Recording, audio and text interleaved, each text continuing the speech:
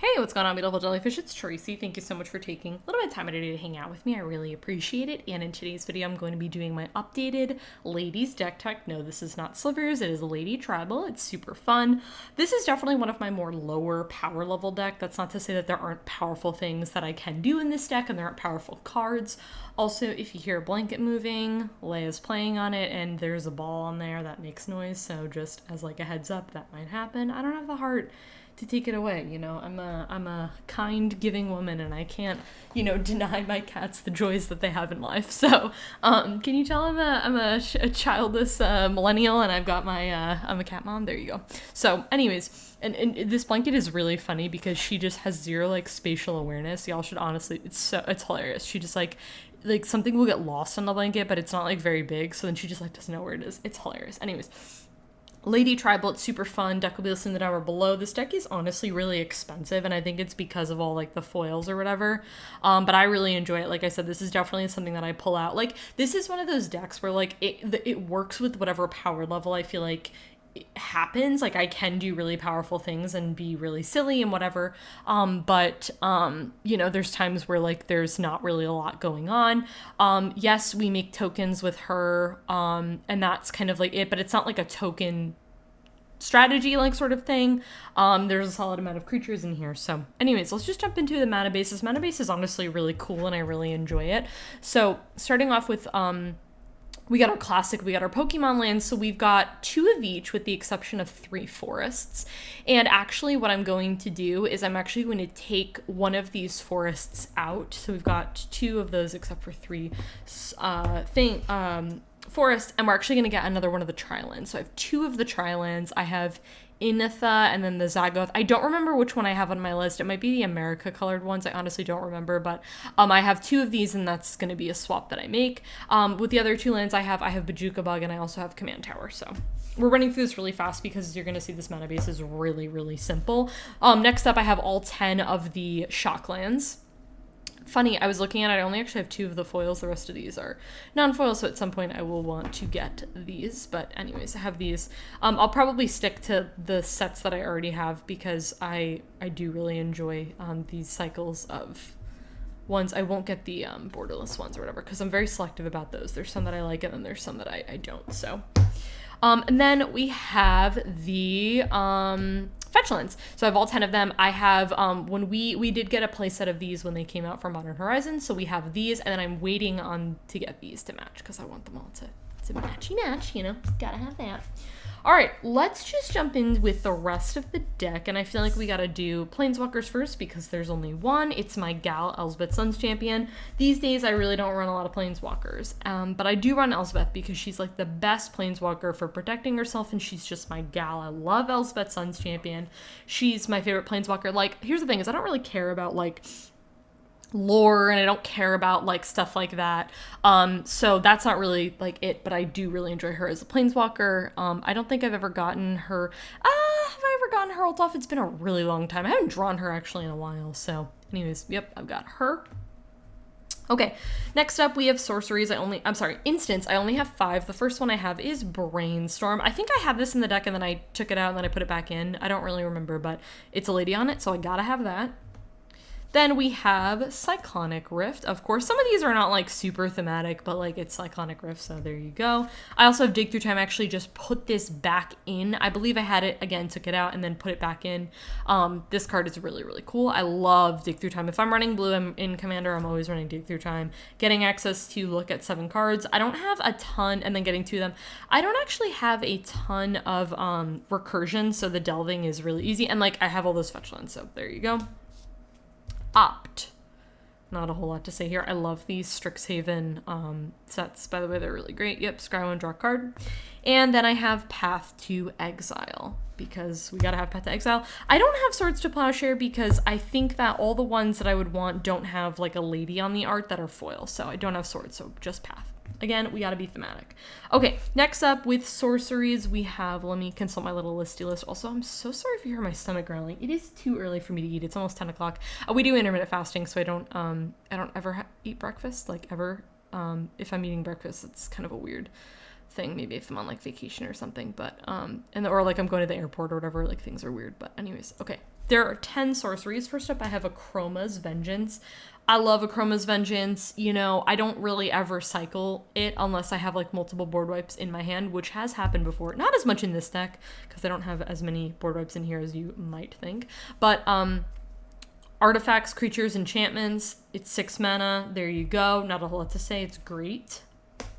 Then I have Conflux because I feel like if you're playing 5 color, you 1000% need to run Conflux. It's also super cheap. You tutor for 5 things, each with a different color. You put them into your hand. It's a ton of mana. This is the most expensive thing in the deck, and you're going to see this curve is pretty low. This is the most expensive, but tutoring for 5 things for 8 mana is real good. Next up I have is Diabolic Intent. Wondering why I have Diabolic Intent, not Diabolic Tutor or Demonic Tutor. Guys, I don't really know. I just don't think I had an extra Demonic Tutor. That's not really a card like you're gonna have extras of. It's like 25, 26 bucks or something like that. I don't know these days, whatever it is. But I like this, you know, sack a creature. You know, I'm probably gonna have a token or a card that, you know, I don't necessarily mind going to the graveyard. It's already done its ETB effect or whatever. And then tutor for a card, put it into your hand, and you don't have to reveal it. It's really good. I like this card. Gotta have a little bit of mana acceleration, so we've got Farseek. I don't actually have as much mana acceleration as you might think in this deck, and that might be something to reconsider if I find myself needing it. Like oh, actually no, I didn't mention the artifacts, so we'll get to that when I talk about it. But anyways, yep, Farseek is awesome. I really love that it's battlefield tapped. It is anything but a forest, so I couldn't get, for example, a basic forest, but I'm probably gonna get a Shockland or most likely a Triland with this, so yeah. Harmonize, very simple card. It's just draw 3 cards at sorcery speed, but I really enjoy it. I love to draw cards, very important. Then I have Hour of Revelation, another board wipe for me. Hour is great because you are going to have 10 or more non-land cards in the battlefield. That's super simple, and it's not even just you, it's you and your opponents. So you've got that, so it basically costs you 3 mana. It is triple white, but I will say the 2 top colors in this deck are green and white, so that's not super hard. Sorry, my stomach, man. But then you just draw non-land permanents for 3 mana. This card is awesome if you're playing white. I definitely recommend this. It's one of my favorite board wipes for white. I have Rishkar's Expertise. This is actually a new inclusion in this deck, but this card's not new to me. I've played with this card in the past in other decks. I'm gonna zoom y'all in just, oop, that zoom out. I'm gonna zoom y'all in just a touch.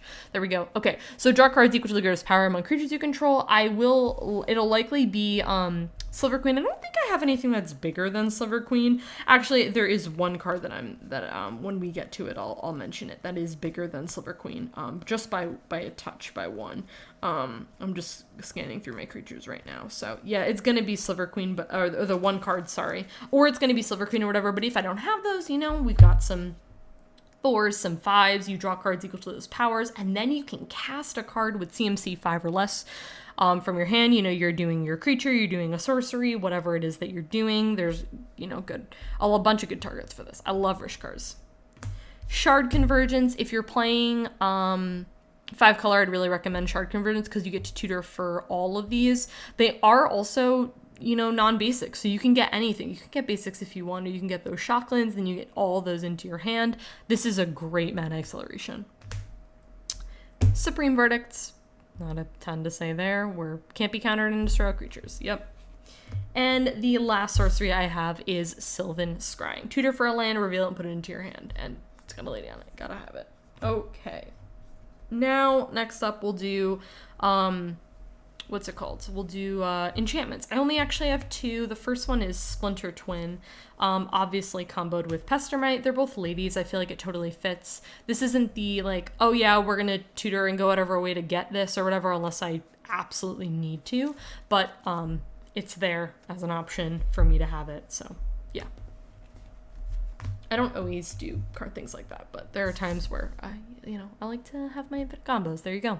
Next up, we have Marara's Wake, the only other enchantment in this deck. Marara's Wake is a great card. I'd really recommend it if you're playing these colors. Not only do your creatures get bigger, they get +1/+1, but whenever you tap a land, it adds double of that any type that land produced, which is really, really cool. So, and it's really great too because as you can see, we have a ton of dual colors or things like that. So we're able to get, access to a ton of our colors, which is awesome. Leia's being silly. Okay, let's run through the artifacts. There's not a ton to say with artifacts because we have we have 12 of them and a lot of them are pretty standard. We've got Arcane Signet to start things off. Gotta have this.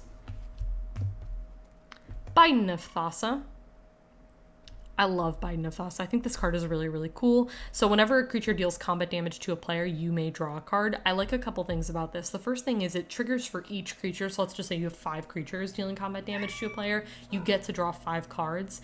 And on top of that, it's May. So let's just say, for example, you don't want to draw those cards. You only want to draw 3 or whatever because you don't want to discard or anything like that. And then it's got this other ability, creatures your opponents control attack this turn of Fable. I don't usually use that ability. I'm mainly using it for this, but that's an option there if you need it. Chromatic Lantern. Not a lot to say there. There you go.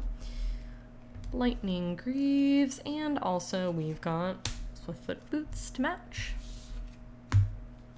Gotta have Hasty Haste. Perilous Vault because it is my favorite board wipe artifact. I guess I'd say my favorite board wipe. I don't know if it's my favorite artifact. Might be my favorite artifact, I don't know. But this card's really awesome. I usually wait until I have 9 mana, play it, and then pop it off. It's usually what I like to do because, you know, if my opponents are tapped out especially, because I don't want them to, like, have a Crozen Grip, for example. That's, like, the one card that really messes with Perilous Vault's day, and I have had that happen to me. That's my personal thing to do, but I really like it. It is expensive, but like I said, the curve's pretty low in this deck, so I don't think it's that big of a deal, and it blows up everything. And it's exile, which is great. And we've got Soul Ring. And we have 5 of the Talisman cards. Originally, I actually, so I've got, let's see, I've got Impulse, Hierarchy, Curiosity, Progress, and Unity. So a lot of green, a lot of whites, and then we've got, you know, the other colors as well. But yeah, I actually originally had all 10. I decided to take out the other 5 because I found that it was too much and it was like underwhelming to draw them. So I think that 5 is going to be a good balance. I haven't play tested it with the 5, so I don't really know, but these are really, really cool. So they do tap for colorless, and then they are like a little bit of a pain.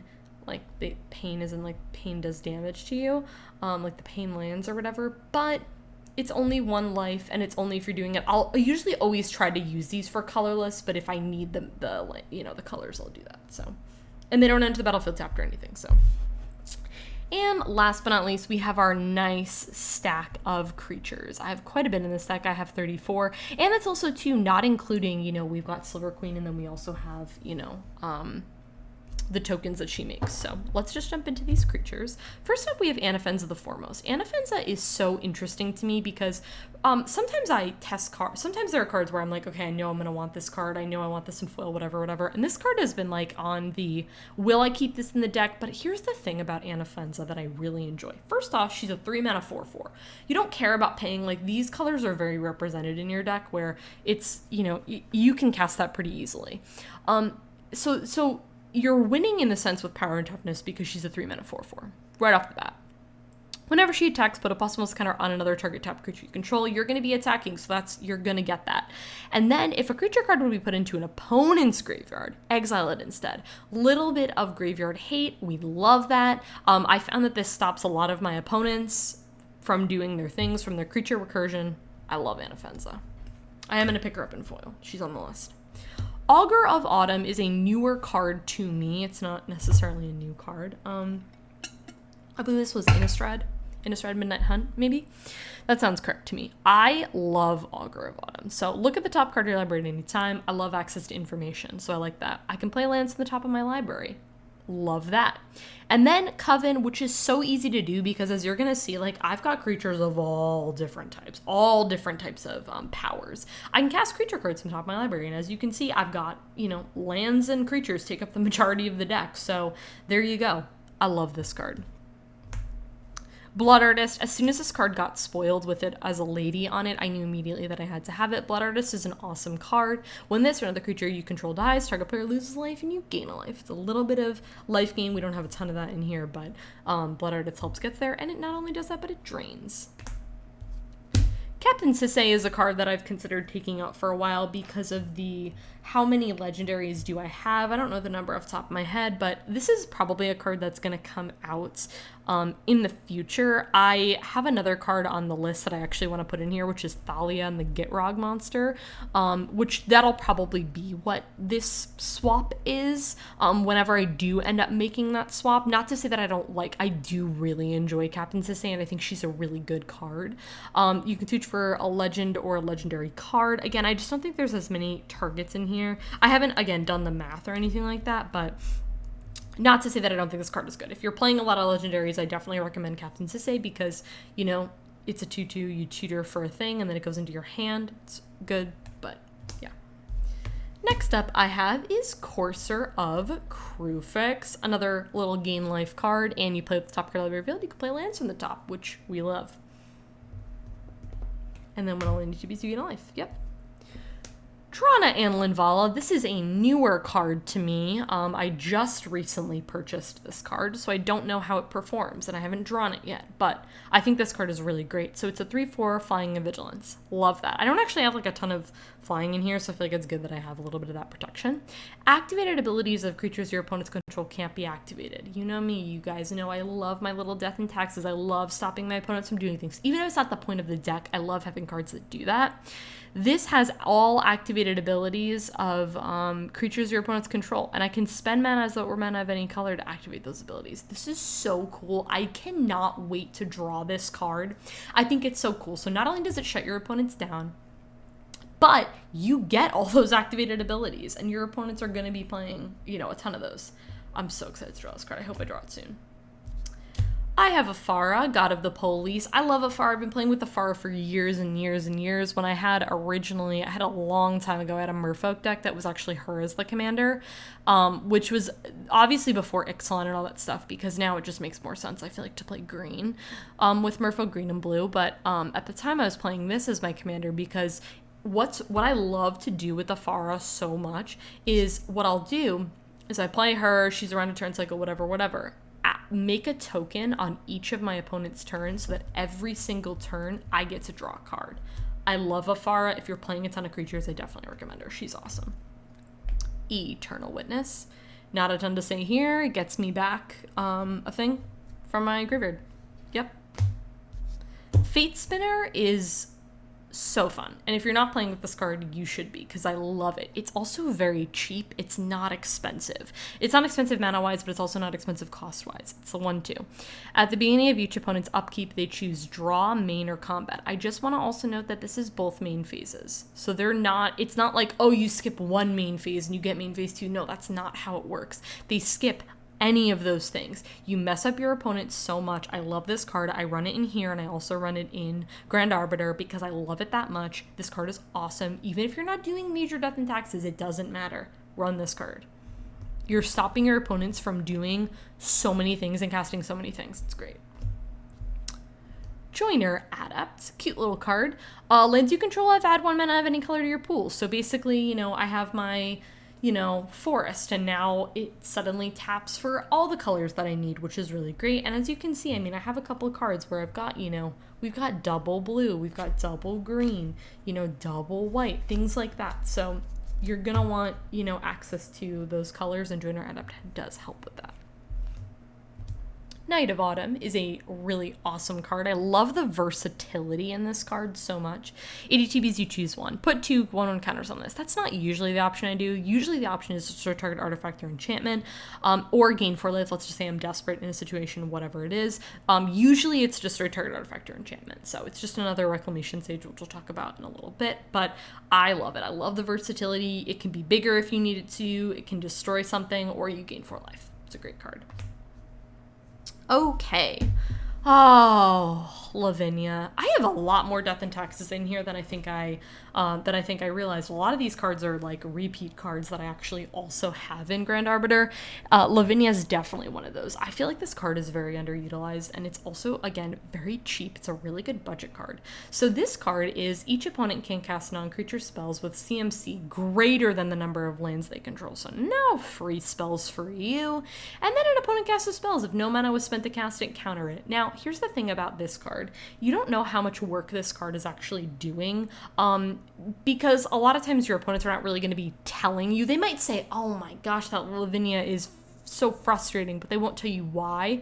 The other thing too is your opponents just might not say anything. So Lavinia is an interesting card where it's like, even if like nobody is vocalizing it, this card is probably stopping a lot more than you think. Love it. Okay, this is another new card to me, which is Liesa, Forgotten Archangel. So it's got flying and it's got lifelink. It's also big. It's a big body. We've been having a lot of these smaller creatures, so it's nice to have some of these bigger ones as well. Whenever another non-token creature you control dies, return it to the owner's hand. I love this. It very much reminds me of Reen, actually, which is very interesting because Reen does something very, very similar. So you get it back to your hand, and then if a creature an opponent controls would die, exile it instead. So we've got that, this is like Reen and Anafenza all into one creature, and she's a flying lifelinker. Love it. Meddling Mage, because as I say, I'm just a Death and Taxes player, just playing all these cards. I don't actually know if I have an extra copy of this, so I don't remember. No, I believe I do, and I think the non-foil went into Grand Arbiter. This card is awesome. My favorite thing to do personally is to name somebody's commander, because then they can't play the commander. But if, let's just say, somebody has a combo, or your opponent's deck really well, or anything like that, you name that, and then you are protected from that card. Yeah, Meddling Mage is wonderful. It's a great card. Next up, I have one of my favorite gals, and that is Mariki, or Mariki. Mariki is awesome. So she doesn't untap during your untap step. You gain control of target creature as long as you control her. When she leaves play or becomes untapped, destroy that creature. It can't be regenerated. This card is awesome. You can steal your opponent's big thing, and we don't have a ton of ways of untapping our stuff. We do have our Seedborn Muse, which we'll talk about. Our Seedborn Muse when we get there. But so that little combo is very disgusting. I love that because then each turn she untaps, their creature gets destroyed, and you get to just take something else, which is absolutely hilarious. Or realistically, this is everyone's turn because you could do it at any point. I love her. But even if not, even if you don't have the Seedborn Muse for whatever reason or whatever, you just have her, you gain control of something, somebody goes to kill her or blow up the board, or kill her in particular, and then that creature still gets destroyed. And it can't be regenerated. Love it. I wish this card existed in foil. I really, really wish. Okay. One of the more powerful cards in the deck, I would say. This card is incredible. Najeela the Blade Blossom. I love her. She gets out of hand so incredibly quickly. She's one of those cards like Scoot Swarm where it just gets out of hand so fast. So whenever a warrior attacks, we don't have a ton of warriors in here. She's kind of a really cool card that combos with herself. You can have its controller. You may have its controller create a 1/1. Now, if let's just say your opponents have warriors, you can also give them tokens that's tapped and attacking. And then for all the colors, you can untap all attacking creatures. They gain trample, lifelink, and haste. After this, there's additional combat phase. There's so much to love about Najeela. It gives you tokens, which we love. And it's kind of one of those really cool things where you have her and then you have, that warrior token. And then, you get more of those tokens. So you're building up your warrior army, and then you get for 5 mana, which is really such a small price to pay, I feel like. You untap all those creatures that you have, untap all attacking creatures, trample, lifelink, haste. What? That's wild. And then you just get an additional combat phase. Absolutely insane. I love Najeela. She's a boss. Oracle of Moldiah. I love Oracle. I run this in all my green decks. Whenever this set came out of these, I bought all of them in foil because this card is just ridiculous. So you do play with the top card of library revealed. I don't really care. I know a lot of people mind. I personally don't. I find a lot of times your opponents will forget. Let's just say you have I've had a lot of times where there's a Psych Rift and then I get it, or a board wipe or something like that, and people just forget about it. So or if they do, they're just okay, it is what it is. You know what I mean? And then playing additional land, and you can play lands from the top. Love Oracle. Not a whole lot to say. It's a great card. Okay. Earlier I had mentioned the card that's actually bigger than Silver Queen, which is Prime Speaker Zagana. Now it's Prime Speaker Zagana if I target it with Silver Queen. So if I, get that, this will be 8. A lot of people actually forget that it starts out base power 1/1. Prime Speaker is a wonderful, wonderful card. I have this in something else too because I love it that much. I think I have it in AC, and if I don't, I need it. Okay, enter the battlefield with X plus 1/+1 counters, where X is the greatest power among other creatures you control. So, again, we don't have a ton of bigger creatures. A lot of them are going to be, 1/2s, 2/2s, 2/3s, things like that. But if we have our bigger things, or we have our Silver Queen, for example, you know, or sometimes there are times where I'll wait until I get my Silver Queen to cast my Prime Speaker Zagana. So not only does this card get bigger, but I get to draw cards equal to its power. So I'm able to draw maximum, best case scenario, I'm able to draw 8 cards. There are times where I do mini Prime Speakers and it's maybe not as good, but I'm still able to draw cards and I'm still able to make her bigger, which is always a win. Love it. Reclamation Sage, not a ton to say here, but ETBs, I destroy target artifact or enchantment. It's a great card. Rubina Soulsinger is very similar to Mariki that we talked about earlier. The cool thing about her, she's interesting. So you can choose not to untap her. I can choose that. I gain control of target creature for as long as Rubina and they remain tapped. So she's similar to Mariki, but she's also a little bit different because I can choose not to untap her. So I can keep that thing, you know, permanently, for example. If I want to just keep that creature, but let's just say that creature gets destroyed. All right, cool. I'm going to untap, like, let's just gets destroyed in combat. Okay, that's fine. I get to untap her and then I get to gain control of something else, which is just so incredibly cool to me. So yeah, I like Rubina. This is a newer card to me, which is Rumor Gatherer. I don't remember, I might have drawn this one time, but I do think that this card is cool. So this is whenever another creature ETBs, scry 1. If this is the second time it's resolved, I get to draw a card. There's a lot of little cards that I feel like I have that we've mentioned, you know, a lot of like lower CMCs / I'm making tokens with Silver Queen. So I'm pretty much able to draw cards, I feel like, pretty consistently. Maybe this is an interesting card where it's not super as good in the early game. I feel like I'd want this more in like the mid, like maybe around turn 10 or so, because then I'm able to like, you know, play 2 creatures in the turn and then I'm able to draw cards. So yeah. The next card is Samut, Voice of Dissent. Samut's really cool to me. So, you know, she's cool. She's versatile. She's got that flash, which let's just say I've, you know, want to, you know, cast it at the end of my opponent's turn. So that way I have it all locked, loaded, ready to go. And then I'm able to play more things on my turn, more creatures, for example. And then all my creatures get haste, basically. She's got haste and then other creatures I control have haste. She's also got double strike, vigilance. So she hits pretty hard, and then I can untap another target creature. She does a lot of different things. I love the versatility with this card. What I also like too is that it's got vigilance, but then I can untap another target creature. So I have a little bit of protection. You know, I want to untap my Silver Queen or whatever, attack with her, hit pretty hard with her, and then untap all my things. You know, or untap, sorry, another target creature. So yeah, Samut's great. Saskia the Unyielding. Boy, do I love her. So she is very big. She is vigilance and she's got haste. She's a 3/4. Well, not pretty big. She's big, you know. ETBs, I get to choose a player. Whenever a creature you control deals combat damage to a player, it deals that much damage to chosen player. So you can go really hard at one person, or you can be a little bit like, okay, I'm going to hit this person for 5 and then this other person takes 5. This isn't also too, a lot of people get confused with this card and think it means like everybody deals like double damage or something. That's not how it works. It's just creatures you control. So just something to note, but Saskia is still really strong. Okay. Seedborn Muse, we've talked about this card for a solid amount of the video, but I love Seedborn. It's one of my top favorite green cards for sure, green creatures. Untap all permanents you control during each other player's untap step. So I don't have a ton of like instants. That's not really like the whole point kind of thing with it. It's really mainly just tap out, play all my stuff, or for example, make a bunch of tokens with Silver Queen and then, you know, do my thing there. So that's primary the reason of this card, you know.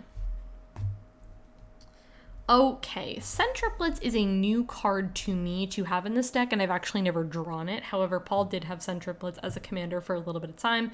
Decided to take it apart because he was like, nobody likes to play against this. I feel like it's fine in a deck, but I feel like as the commander, it's just so incredibly aggressive, very oppressive as well. It makes your opponents play in really different ways because they don't want to have cards in their hand. At the beginning of your upkeep, choose target opponent. This turn, that player can't play spells or activate abilities and plays with their hand revealed. I can play cards from the player's hand. The really awesome thing, too, about playing with Centriplets is I'm playing 5 colors, so I'm able to cast all the things that I want to. I don't have to worry about like, oh, I don't have, green for whatever reason, because if I was playing her as my commander, I might not have it, or I'd have to be a little bit more creative or things like that. So I think Centric Blitz is incredibly cool. I get that this is a massive target and people are going to want to remove it quickly, and I totally understand that, but I don't care. I love it. Okay, I have Thalia, Guardian of Thraben. This is my personal favorite art with all like these like feathers. Are they feathers? These like bloody feathers or bloody papers falling around or whatever. This is my personal favorite art. Okay. Not a whole lot to say here. She's 2 mana, 2/1, first strike, and non-creature spells cost 1 more to cast. The majority of this deck are non-creatures, so I feel like I'm able to target and, stop my opponents, and it doesn't really hurt me a lot, but then it also hurts my opponents, which is something I like to do. And then here's the thing, is I'm running that Thalia, but I also kind of got to run the other Thalia. And these days I think I've been preferring actually this Thalia, because this Thalia doesn't hit me. Not to say that I don't like the others, I like them both. She's got first strike as well. She's also a 3/2, so she's a little bit bigger. And creatures and non-basics your opponent's control, ETB tapped. Even if your opponents are playing with a ton of basics, you stopping their creatures, and having them is incredibly annoying for them. It's great for you. So you just get to go on your merry way and stop your opponents, which we love. Slow them down. Thassa, god of the sea.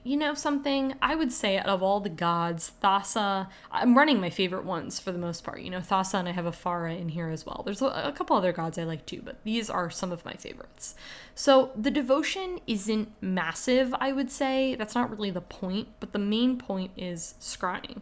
I get to scry 1, and on top of that, for 2 mana, and I can do this as many times as I have mana, I can make target creature I control can't be blocked. Sliver Queen can hit hard by herself. The thing I like about this deck is that it can go like, I'm going to be really aggressive with Sliver Queen and kill people with a couple hits from her, which does happen. It's 3 hits, Or I can go kind of wide. I can make a bunch of things and, a bunch of tokens and whatever, and then it stops, I can stop my opponents that way. So I like that versatility, and Thassa's kind of more of the like, you're going to hit hard with, your bigger creatures or whatever cards that you want to get in there. So yeah. I love Thassa. She does a lot of different things, and she's only 3 mana.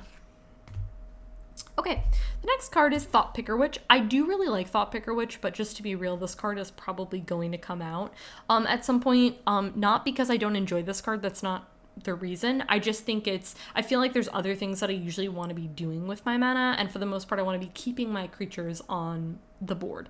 I do have this card in Mugus, and I do really enjoy it. I just think it's not really fitting with this deck, and I think there's other things that I can do. I can sack a creature to look at the top 2 cards of opponent's library, and I can remove one of them from the game. This is really cool. It's not a tap ability too, so what's really awesome about this is you can sack your token, your thing that's already done its thing or whatever, and then, or someone goes to exile something and you can, sack it to possibly, put it in your graveyard for like your dig through time or something like that, or for your Eternal Witness target later. You can do this as many times as you want, so any amount of times you can do it is really cool, so yeah.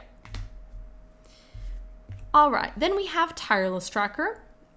Green staple. I love that I get to run all these really awesome green staples in this deck. So land ETBs, I get to investigate, get a clue, get access to drawing cards, and when I sack a clue, I can make Tireless Tracker a little bit bigger. So there's a possibility that this card could be big and would also be a good prime speaker Zagana target, but I don't usually find that happens. My Tireless Tracker doesn't usually get super big, maybe around like a 4 or 5 power, because I feel like, honestly, I forget to add the plus and plus encounters, if I'm gonna be honest. I don't forget about my clues, but I usually forget about my plus and plus encounters on it, so yeah. Tireless Tracker is awesome.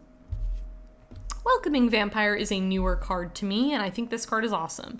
So whenever one or more other creatures with power 2 or less, ETBs, draw a card. It only triggers once each turn, but again, what I find is, if let's just say I don't have a lot going on in my hand, I need to draw the cards, which is why I've got my Welcoming Vampire, is I'll make, these tokens with Silver Queen, or again, a lot of our stuff actually does have power 2 or less. Like, a solid amount of creatures in this deck do that. Or I can just have it, work with Sliver Queen, and then I get to draw a card. It only triggers once each turn, but here's my thing is, I can do it on my turn, maybe I've got enough mana and I can do it on one of my opponent's turns or more, so yeah.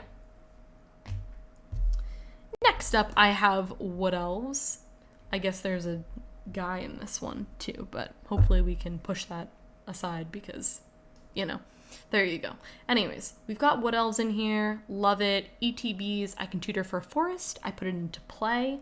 It doesn't enter the battlefield tapped unless I get one of my Trilands, which is usually one of the targets. Or if I have both the Trilands for whatever reason, or I don't need those colors, I can... There's a thing. Anybody else, this like stuff like this like just drives me insane. I feel like none of you probably noticed that until I pointed it out. But anyways. So, yeah. Getting access to that, it doesn't have the battlefield tapped, or if I get my shotgun, I can choose whatever it is that I need to, and then I'm left with the 1/1. Great. And the last card in the deck is Yavimaya Dryad. I don't see a ton of people playing with this card, but it's a lady. It totally fits in here, and it's my girl Rebecca Guay, so there you go. So she's got Forest Walk. One thing I think is really funny about this card is whenever you tutor for a forest, you can actually put it into play under target player's control, so you could hypothetically give your opponents a forest from your library, which I just think is really funny. I've never actually done it, and I probably won't ever do it, but it's just a fun fact, and I just think it's great as a thing. And it's got Forest Walk too, so this card can definitely get in there for some points of damage, especially at the early stages of the game. So yeah, guys, that is everything for my ladies deck tech. I feel like this deck has changed actually quite a bit since the last deck tech that I did on this, which was about 2 years ago. One, because of all the foils I got, but two, really because I feel like I changed quite a lot of particularly the creatures and the artifacts and all that sort of stuff. So yeah, I really hope that you guys enjoyed this video. Like I said, it will be listed in the down bar below. If you enjoyed this video, go ahead and give it a thumbs up, subscribe to my channel if you're not already, and I'll catch you all in my next one.